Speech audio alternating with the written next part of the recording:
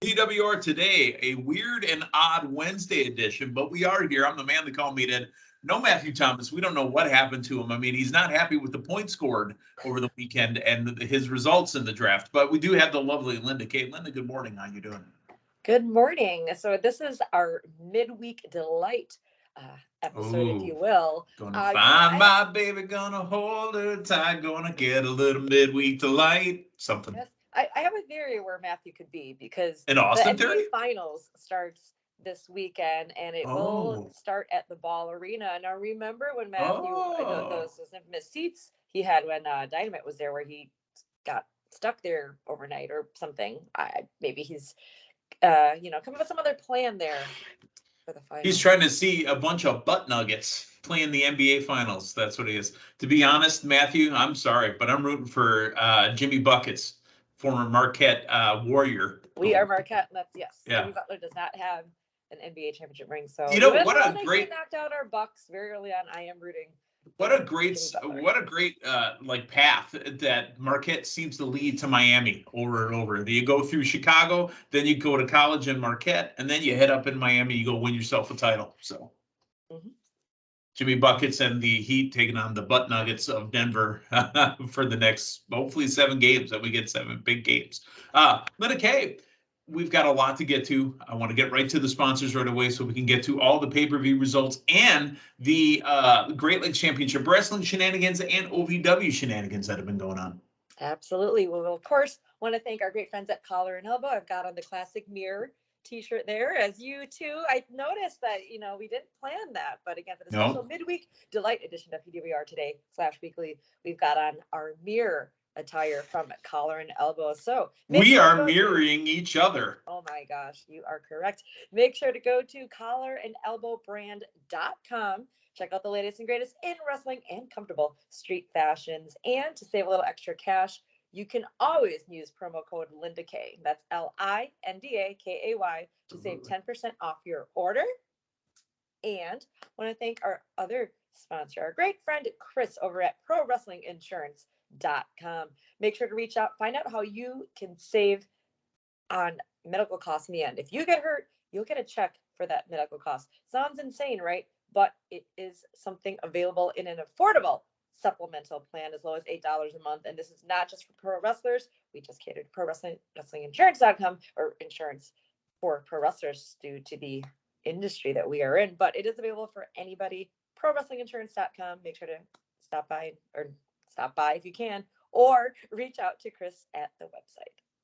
Gotcha. Well, we'd love to stop by and see you. Now, I know that we got something coming up this weekend, but before we get to that, I want to hear about what happened this last weekend. Linda, you were the road warrior. You were everywhere. You've been everywhere, man. Where were you this last weekend?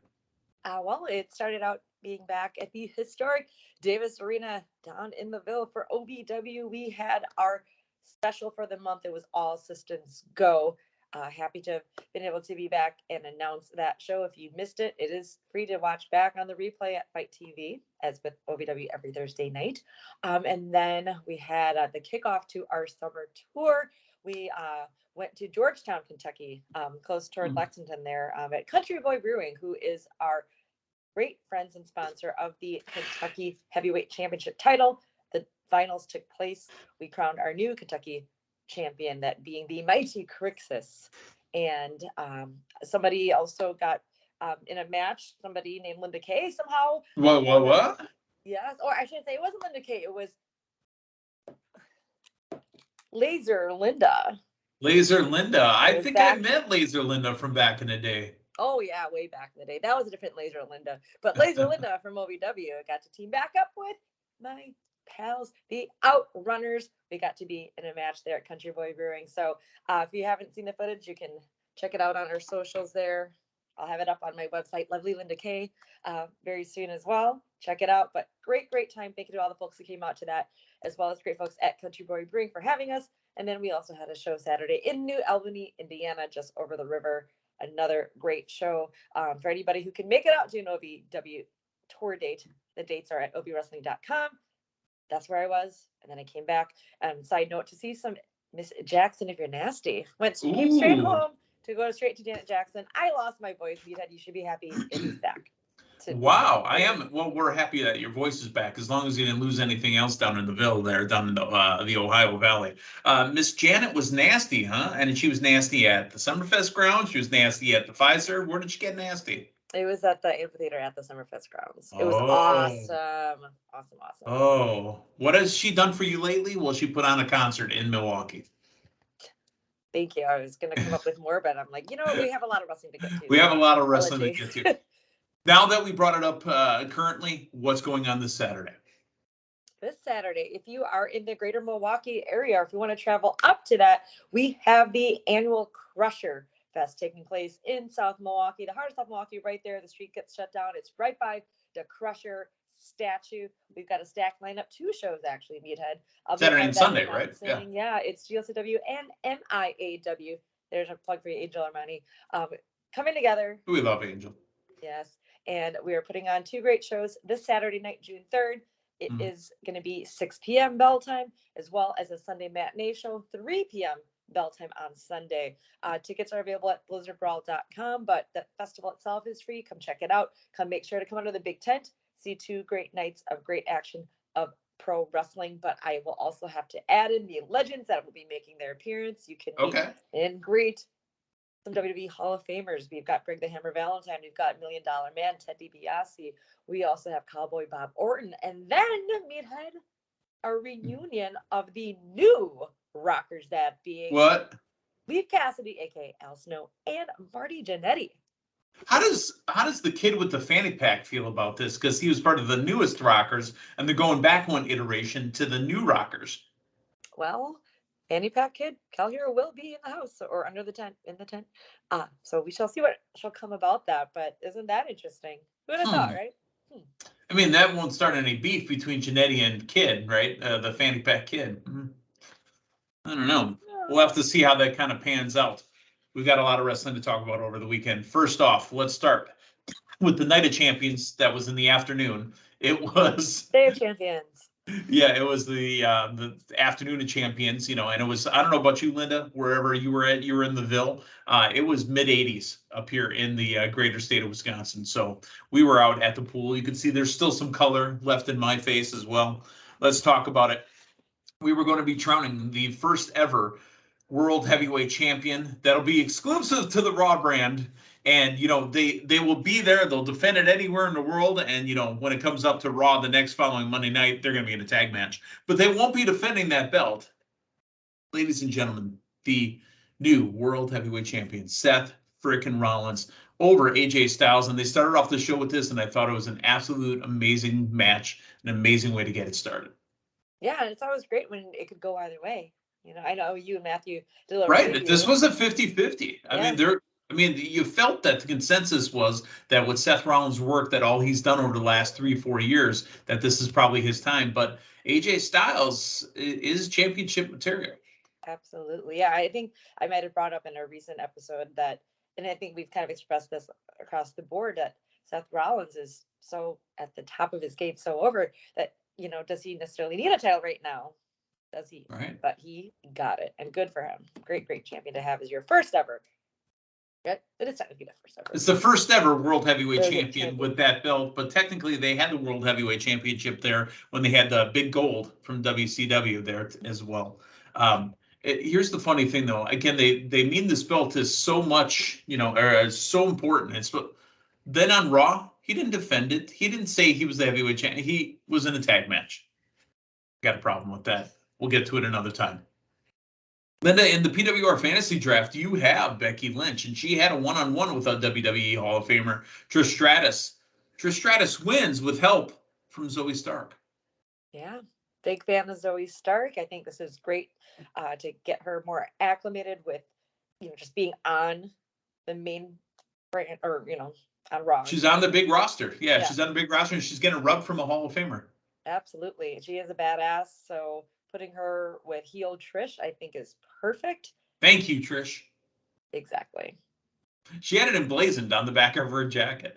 Again, being in Saudi Arabia, the females had to be dressed from neckline to ankle line.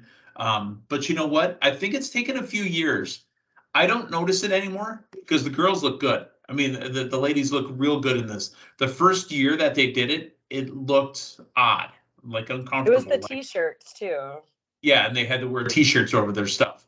Now they're wearing full body suits. And again, it looks good. Bianca already looked good because that's kind of the thing that she wears anyway. So she might have the guns out, But I thought this was the first year that it actually looked not acceptable. That's the wrong word, but it looked unobtrusive, if you will. So, Yeah. all right, Intercontinental Championship on the line. Gunther defeats Mustafa Ali. Mustafa, Ali. yeah, he definitely looked comfortable. He definitely was a fan favorite in the building, but there was no chance that he was taking the belt from Gunther. Great for Ali to get that title defense, though. I believe this is his first title defense in WWE. I mean, title match. Yeah. I'm sorry, what? First title opportunity, you mean? Correct. Yeah. Yeah. I'm sorry, I said title defense. My bad. I thank you for. I was thinking. He might have got something when he was part of whatever that retribution thing. He might have got something in there, but no. You know what? Great highlight, great spotlight for him. I hope that they didn't give it to him just because they were going across the season and you put somebody that looks like them on there. They do that on occasion. Asuka is the brand new Raw Women's Champion. Asuka defeats Bianca Belair. I love this because what she did was she put her fingers in her mouth and rubbed it on the eyes. And you know what? I sent you guys that video. Has anybody ever seen Asuka put her face paint on before? That was amazing. She went from nothing until all of it, and she looked amazing. Asuka. Now, see what they've done is, and I fear now that they're going to do the same for Rhea. What they've done is they finally aligned the Raw Women's Belt on a talent from Raw. Because remember, Bianca Belair is on SmackDown, right? Mm-hmm. So now that Asuka has the belt, she's on Raw. Rhea Ripley is a Raw talent, but she has a SmackDown Women's Championship. Does that mean Rhea might be losing that belt as well? Gosh, I hope not. I hope not either. Well, for you, at least, I hope it happens on TV, right? No, no way that they can do that right now. I mean, Rhea and Judgment Day are so. Let's talk about what happened on Monday night. And again, it was a throwback to Shawn Michaels and Melena. Yeah. Seth Rollins' arms around Rhea. I popped huge for that because you know what? We forget sometimes that Rhea, being the dominating force that she is, she's just a lady. She's just a woman. And Seth Rollins is getting a little bit of, hey, how you doing, girl? Yeah. No, I did think about Shawn and Melena. That was hilarious. I loved it. Good stuff. Well, again, Asuka, the new Raw Women's Champion. Rhea Ripley, as we just talked about, destroys Natalya due to interference and distraction from her Dom, Prison Dom, who, by the way, has got the Eddie Guerrero mullet, like rocking something fierce. It's kind of shaved here and goes straight back. Mm-hmm. He is owning that Eddie Guerrero haircut.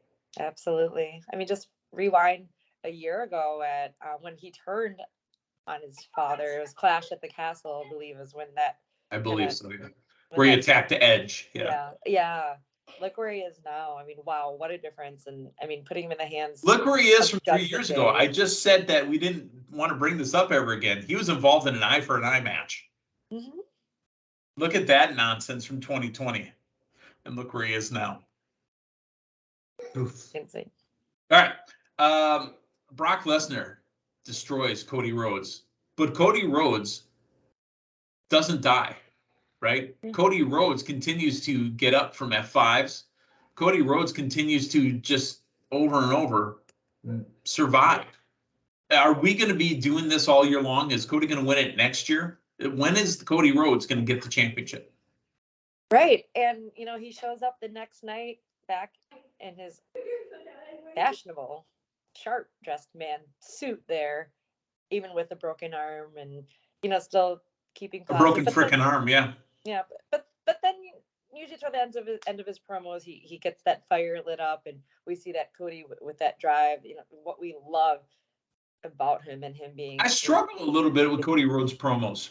I was struggling with it in AEW when he had the Anthony Ogogo program that he had going on. Those promos were tough. I had no involvement in it. I struggle with Cody's promos, whereas he's got the thing, hey, what do you want to talk about? Okay, cool, that's your opening line.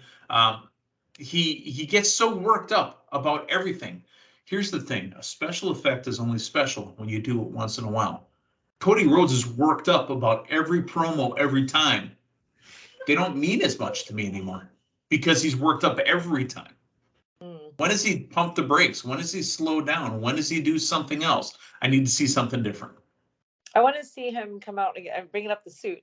I want to see him not in that suit come out the next night. And I mean, he can still say the same things, but just there's a slight change. And will we get that? Because he's got to have a huge victory again since his return to WWE. He had those huge victories over Seth Rollins early on, but I mean, he lost to Roman, and now this whole thing with Brock. And then we have SummerSlam on the horizon. I hope he gets a huge victory then, and he can come out in that suit and do his normal. Does he get put in Money in the Bank? That would make sense because. But let me ask you, if he gets put in Money in the Bank, does that poo-poo everybody else in the Money in the Bank? Because everybody will look and go, ugh, Cody's going to win Money in the Bank. And he's going to cash it in at WrestleMania. So do you keep Cody away from Money in the Bank? I think that should be the move. I mean, they have got all these NXT talents that just called up since the draft. Not saying it has to go to NXT talent, but another way to, get some more light on somebody up and coming. Just because, kind of like what I said about Seth before, he didn't necessarily need the belt to still be as hot as he is. Right. It is an English show. Remember, Money in the Bank is at the O2 Arena in London. So maybe a guy that hasn't scored any points for me in the first two pay-per-views, the Scottish Warrior or Scottish Psychopath or whatever it is, maybe he wins Money in the Bank. That would be tremendous. You know who I want to see win it? And it may not. Me? You want to see me win it? Well, somebody that's been a part of our draft at one point. Somebody who was going to make his big moment in LA for WrestleMania. Yeah. He didn't get his LA night moment in LA. Let's have it happen across the pond. Oh, that would be great. Yeah. I'll tell you what, because LA Knight has really begun to shine. He was doing great in NXT, right? I was an Eli Drake fan. I did not like Max Dupree. Max Dupree was awful. Okay, but you gotta admit you enjoyed those first couple. I did. And matter of fact, where is Maximum Male Models now? Because Maxine Dupree is with Alpha Academy. That is true. So where is Mansois and Well, they were drafted. I want to see some more Mansois and Mansoor. I really do. Mansour. I think Mansour was his real name. I think it's Massé and Mansois. Yeah. Mansois. Did I say Mansour? Okay, sorry, my bad. Mansois. Because the only way I learned how to pronounce it was saying Mansour. Mm-hmm. All right. Brock Lesnar with the big win over Cody Rhodes. And finally, I think the biggest news coming out of the pay-per-view is that the bloodline is cracked. I mean, there is a definite divot. It's almost like a sinkhole on North Avenue and Oakland Avenue, where, I mean, there's an Escalade right in the middle. It cracked right in the center. The WWE Tag Team Championships were on the line. The Bloodlines, Roman Reigns and Solo Sikoa, took on Kevin Owens and Sami Zayn. Did you see the translation, by the way, of what Sami had said? Because Sami came out and spoke Arabic. I did not. I did not know that he spoke Arabic. I mean, I knew he spoke, I almost said Canadian. I knew that he spoke French and he spoke English, obviously. But there was a reason. Yeah, there was a reason Sami Zayn wasn't at any of these other shows. I mean, there was a political reason and a religious reason. And finally, some of the tensions have been lifted and he was brought in. So they probably had to clear this with Sami a long time ago. Depends on what's going on with the families and the politics or whatever, if Sami was going to come in and build this story all the way to this pay-per-view, right? Because it's a big deal. So Sami came out, he spoke. It was something along the lines, it was very basic. Calm down, calm down, calm down. You have an Arabic wrestler in the ring. I'm going to speak Arabic to you. And it was something like that. Let me introduce it the right way. Kevin Owens. And it was very basic. So I thought that was really cool. Nice touch. The winners of the match, Kevin Owens, Sami Zayn, defending and retaining. And the Usos appearing. No separate appearance points for the Usos, by the way, because Solo Sikoa is a member of the Usos. Okay. Okay, so you already had a match. You already had an appearance. You already had whatever. However, a couple super kicks to Solo, a couple super kicks to Roman. They're kicking each other. And Sami and Kevin are just laughing. so much that the next night on Raw, or 2 nights technically, KO is wearing a We the One shirt on Raw. I thought that was We the one. tremendous. But man, okay, so been talking about how can we keep this bloodline storyline going? We've still got Sammy right up front to pretty much of this piece, right? You know, we have Roman now, but with Solo. We've got the Usos, and we notice this tension. You have KO and Sami Zayn as the tag champs. The KO problem. This is all still something happening, but we all just wondered, like, how are we going to keep this moving along as huge as it has been since WrestleMania? And this is another way. You have, okay, we're going to switch. We're going to put Roman and Solo. Cool. There's some tension there between the brothers. Okay. And now you have the turn, and it's not from main event Jey Uso, but rather Jimmy. It was Jimmy this time, yeah. Jimmy is so broken up, he yelled out, Joe! I know. Oh, no, it was Jay. I didn't hear him say Joe. Joe! Yeah. Oh, see, it just all touches like that, too. Mm-hmm. Tremendous. Just remember, we know that Roman Reigns' name is Joe. Roman Reigns told us when he came out and said that his Hodgkins had returned. So he said, my name is Joe. Mm-hmm. Oh, good stuff. But, yeah, SmackDown. I know I'm a little jumping ahead, but it's the 1,000 day celebration. But that's the whole thing. When I said that when I picked him up in the draft, but they're celebrating 1,000 days, and there's nothing to celebrate about. The bloodline is yelling at each other. They're kicking each other. The only thing left is Roman in that belt. That's it. Yeah. What we need to have happen now is we need to hear the voice that doesn't talk. We need to hear from Solo Sikoa. Mm-hmm. All right. That's funny. Let's move into NXT, and let's move into, I believe this was Battleground 2023. You know, Linda Kay, when it came to PWR draft, you drafted an NXT champion, and he was on the card, and he got you some points as well. We'll get to those totals in just a little bit, but let's run down the card. The NXT North American Championship was on the line, as they should. They opened up with a very hot three-way match. Wesley, Tyler Bate, and Joe Gacy. Wesley defeats Bate and Gacy, so Wesley is still the NXT North American champion. Love him. The crowd loves him, and the more and more I watch Wesley, the more I'm like, he is the ideal North American champion. And I mean, when I say ideal, I'm just meaning, you know, technically. He's a worker. Yeah, he's a worker. He's the grinder. He's, you know, the workhorse. Yeah. Yeah. That heart in the story of him. Think about the work that he's put in after his tag team partner was. That's what I was getting at. Yeah. No, absolutely. He's tremendous, and great way to open up. Because remember, Riddle was the one that was walking around with him. They were all dazed. Oh wow, Riddle, you're the man. Remember that? Where they were all dazed, and yeah. NXT Heritage Cup champion Noam Dar defeats Dragon Lee. Ilya Dragunov defeats Dijak in a last man standing match. That was insane. I mean, you like the story too. It was almost David Goliath, like as far as height. Yeah. Dies, but Ilya Dragunov, I mean, like his thing is about inflicting, or not really inflicting. Sorry, that's JD McDonough's. His Ilya Dragunov's thing is more about how you can take that pain. Right. I'm a Dijak person because Dominik Dijakovic is got that big, strong Polish name, right? So yeah. So I like me some Dijak, but Dragunov wins. NXT Tag Team Champions Gallus defeat the Creed Brothers. I thought this was a chance for the Creed Brothers to come back, but Tiffany Stratton. But interference. Yeah. We're gonna talk about Ava, so I know, like, remember when Ava I brought Rain. it? Yeah. It's just Ava now, but that's good though for getting some more storylines, more work there. So there was, due to interference, that did help with Gallus retaining. Yes. Yeah. Tiffany Stratton is the new NXT Women's Champion. Is this Mandy Rose 2.0? I know there's been a lot of comparisons for that, but I look at it more like, you know what, if you're gonna bring back a super strong heel champion, it doesn't necessarily have to. I mean, yeah, there's some similarities with them, but that may not necessarily be that. I think Tiffany Stratton is a star, and we've kind of seen that happening more and more features, matches, and just the vignettes, the promos that we're getting. I think this tournament was, you know, made in mind with somebody, you know, Tiffany being probably the one to win it, and she did.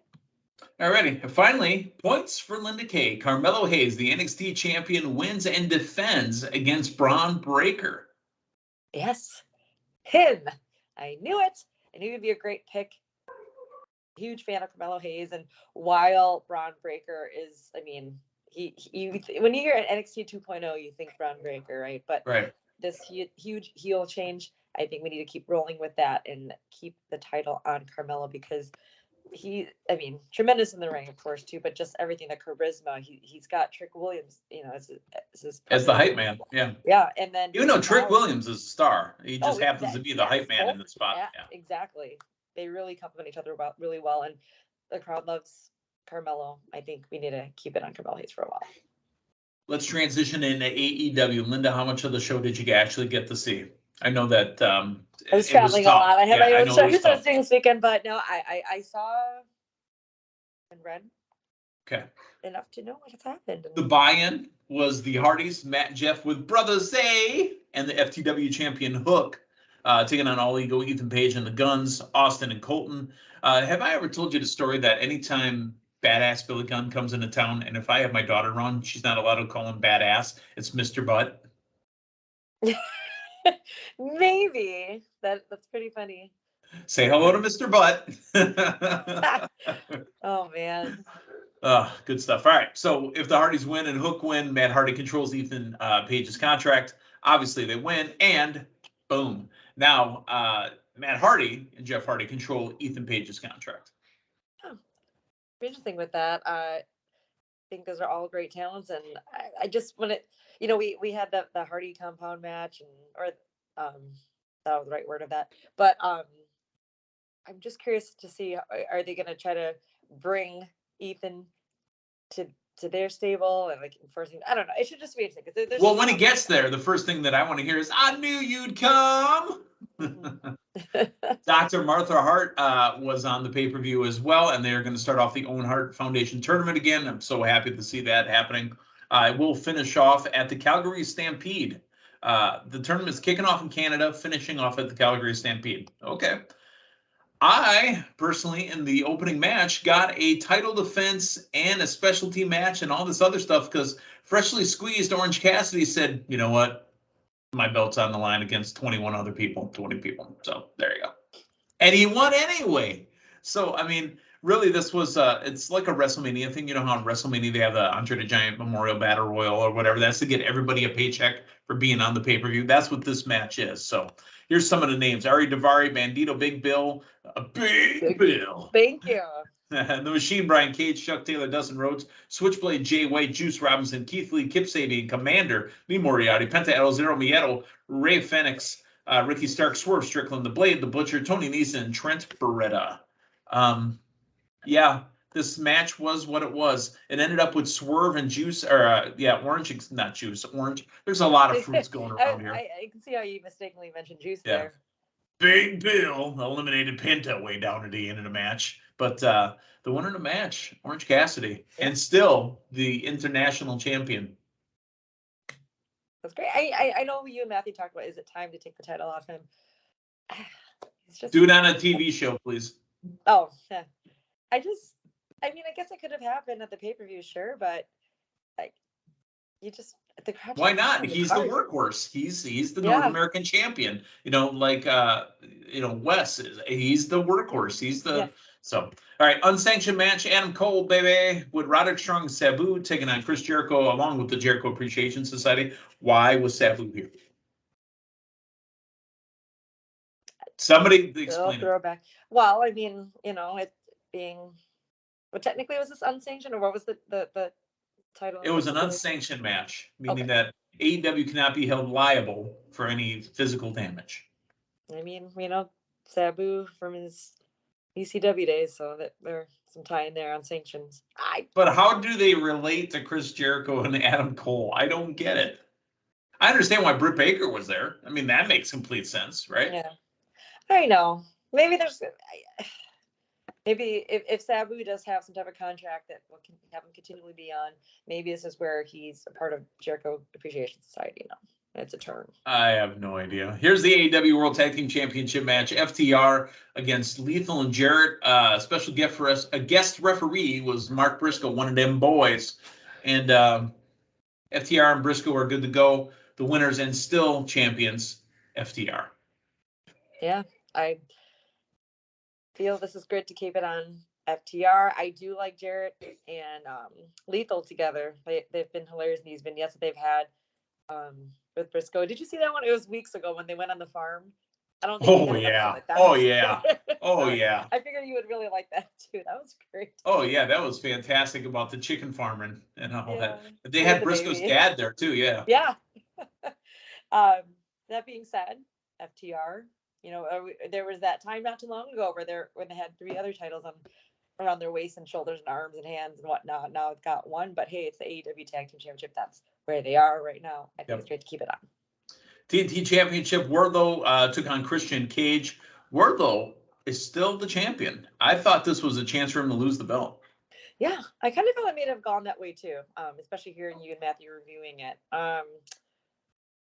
Especially when you've got Christian and Lucha together, it's almost an unfair advantage as far as numbers go. Although Arn Anderson was there, okay, and the bloody. Well, Arn Anderson has admitted to trying to murder people. On Dynamite. We saw some type of attempt as well. But that being said, I am a fan of Wardlow. He used to be on Team Long Time, so perhaps it should have been a pickup on my end. But that being said, I am happy he's still the TNT champion. I don't think it's over though with him and Christian. Title change. Jamie Hayter. Hayter's gonna hate against Tony Storm. The Outcast triple team Hayter, and the match started. Excuse me.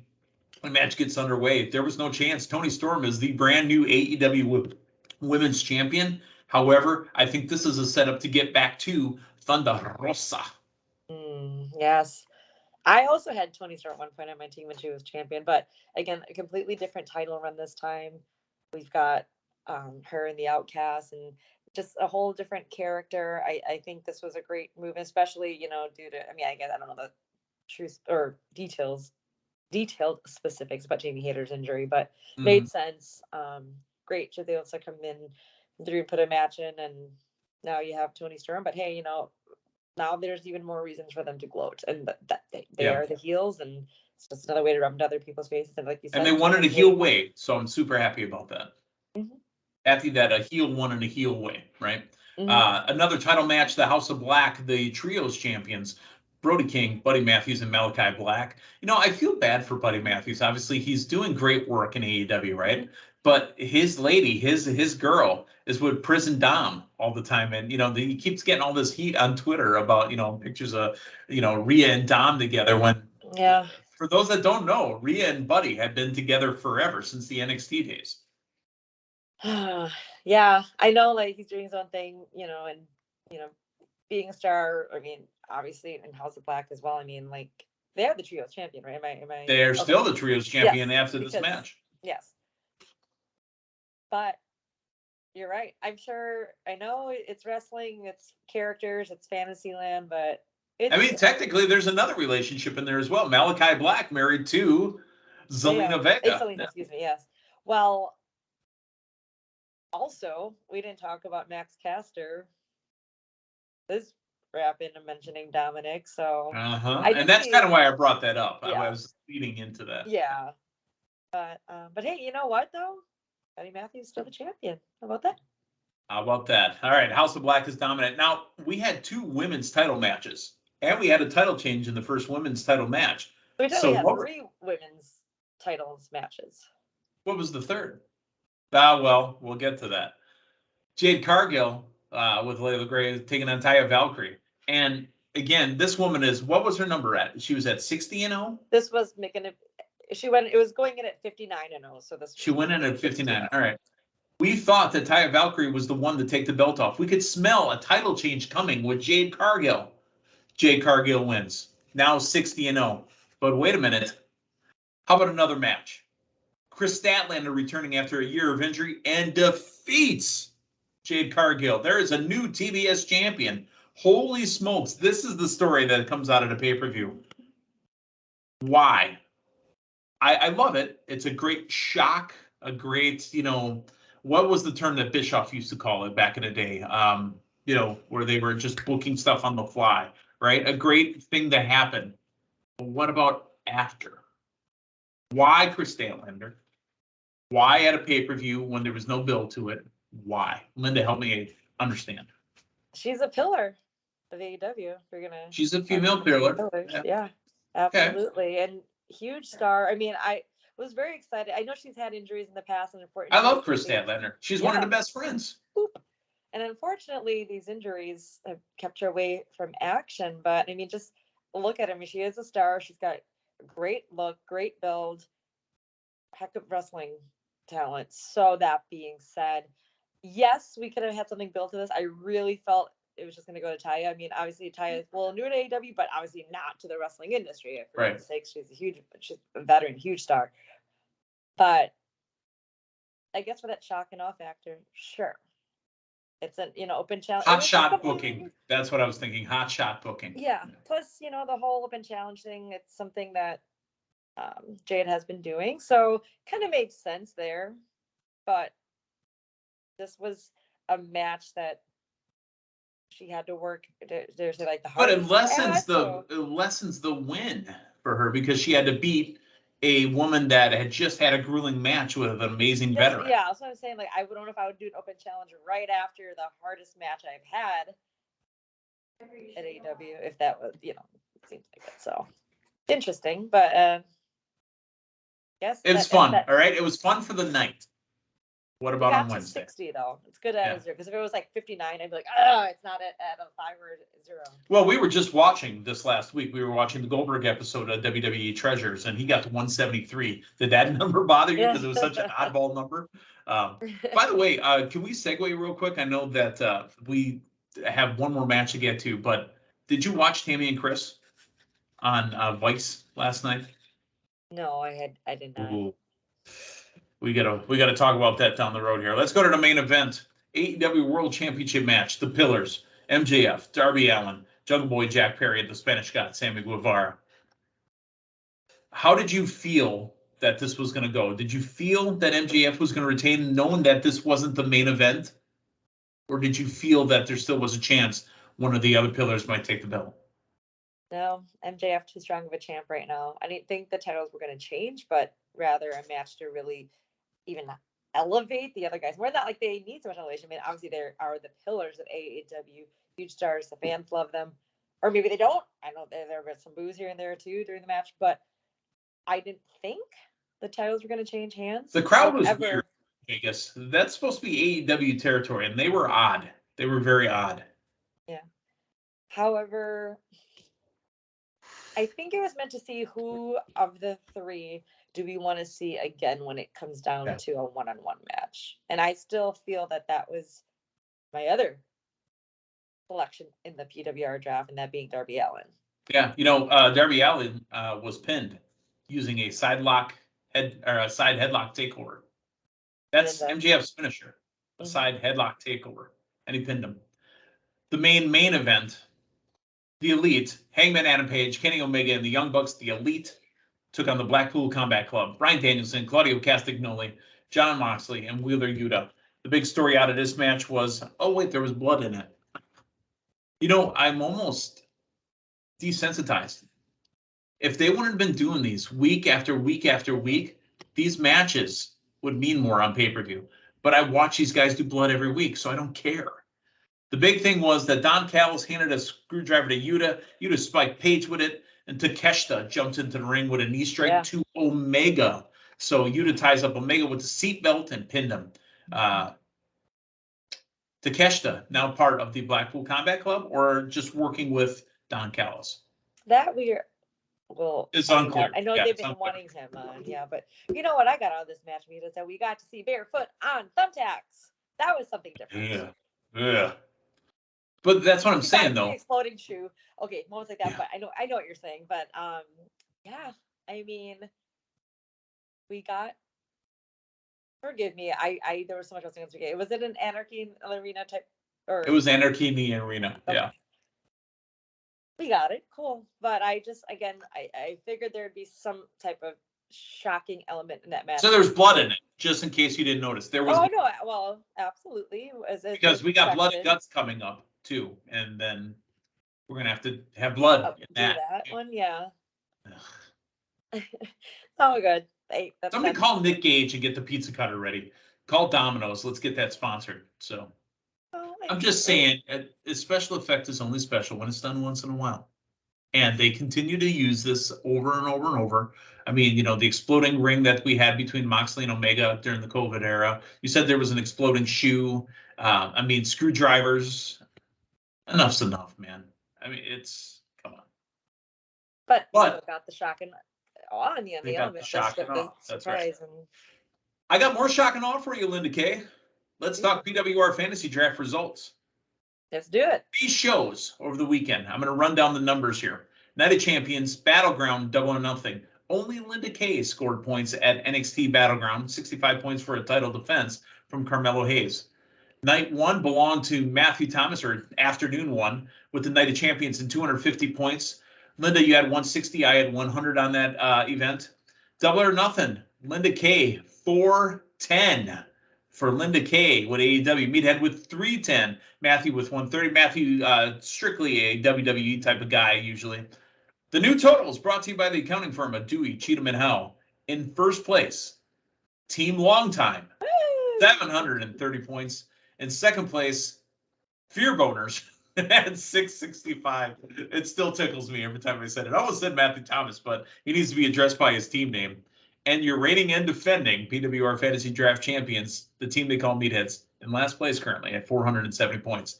But when Drew McIntyre wins the Money in the Bank this summer, that will all change. So, Linda, first place, how does it feel? Feels tremendous. Back on top where I was till the very end last season. So hopefully I can stay on the rise there. Well, hey, if you want to be on top, that's cool with me. That's probably cool with the rest of our fans. You can be on top as long as you want. For Matthew Thomas, who apparently is... Go ahead. You have a lot to say. I'm going to have Steve Macklin there staple your mouth shut like we saw. Whoa. I had more to say. Yeah. Wait, who's stapling whose lips together? Well, we're talking about the show. Impact had Under Siege this past weekend. Champ Steve Macklin. Speaking of all the blood, we got some there. Under Siege. Got some staples. PCO got his lips stapled. Yeah. We got to make sure all of it's recovered here today. So just had to throw that in there. There's so much action this weekend. Oh, my goodness. And we got more coming up with Crusher Fest this weekend as well. Yes. So for Matthew Thomas, who's under the balls arena, that is, in Denver, waiting for the Butt Nuggets to go to the NBA Finals. For Linda Kay, who leads the PWR Fantasy Draft, and for your defending and reigning PWR Fantasy Draft champion on the Man They Call Meathead. Thanks for stopping by. We will talk to you guys next Monday. So long, everyone.